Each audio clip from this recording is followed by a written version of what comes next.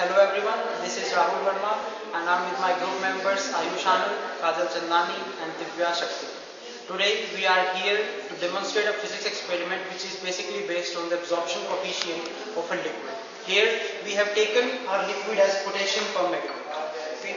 Now if we talk about what is absorption coefficient, then it basically determines how far into a material a light of particular wavelength penetrates and before it gets absorbed. And also absorption coefficient depends on the material and the wavelength of the light taken. Now, let me tell you about the apparatus, what we are doing for the absorption coefficient of a liquid. Now, this is the apparatus, it's a wooden box. There is one source of light, placed here, and the light travels from here to it reaches there. It crosses the convex lens, which is a diverging lens. It is a photovoltaic cell. This photovoltaic cell helps us to determine the absorption coefficient of a liquid. Now, it is very important to basically observe this apparatus. If you can see, there is a two wire going. One is red, and one is black.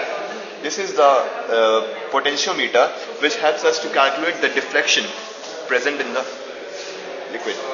Now, this is the apparatus which will help us to determine the absorption coefficient of a liquid.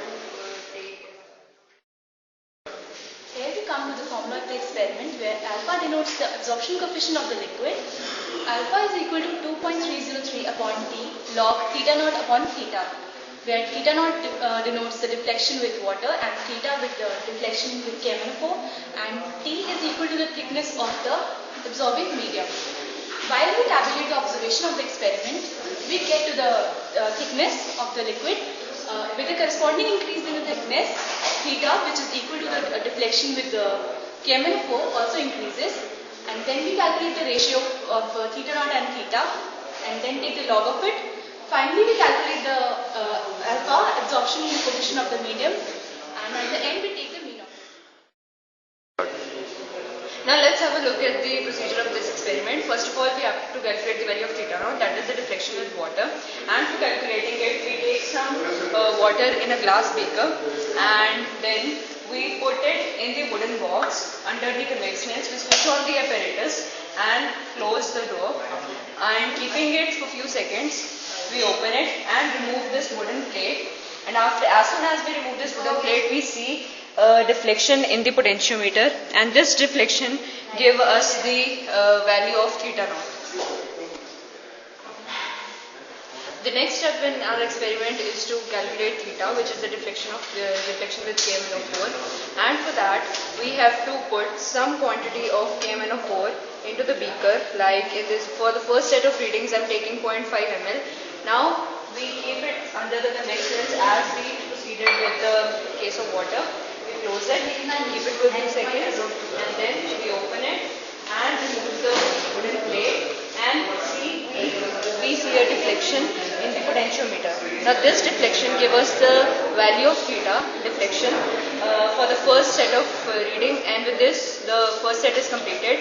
Now for the subsequent set of readings, we proceed by taking 1 ml, then 1.5, 2 ml, and up till 5 ml we keep on taking the readings and calculate the value of theta and the absorption coefficient subsequently.